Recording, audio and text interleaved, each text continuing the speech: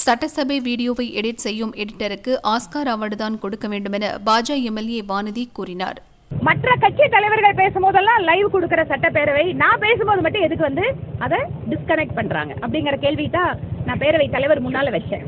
நியாயமா நடந்துக்கோங்க, எல்லாரும் கொடுக்குற மாதிரி எங்களுக்கும் கொடுங்கன்னு கேட்கிறோம்.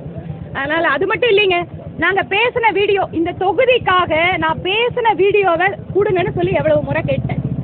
அந்த வீடியோ கூட கொடுக்க மாட்டேங்கிறாங்க. நான் 10 விஷயம் பேசுறேன், அதுக்கு மந்திரிங்க பதில் சொல்றாங்க அப்படின்னா வீடியோ எப்படி தெரியுமா கொடுக்குறாங்க? நான் எந்திரிச்சு நிக்கிறத காட்டுறாங்க. அதுக்கப்புறம் அந்த மினிஸ்டர்ஸ் எல்லாம் பதில் பேசுற வீடியோவை கூட்டு இதாம உன் வீடியோன்னு கொடுக்குறாங்க.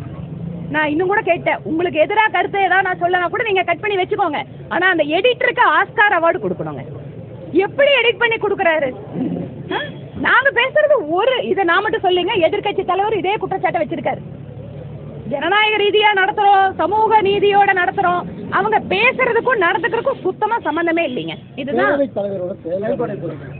பேரவைத் தலைவர்னால அண்ணா திராவிட முன்னேற்ற கழகம் நம்பிக்கையில்லா தீர்மானமே கொண்டு வந்துட்டாங்களே.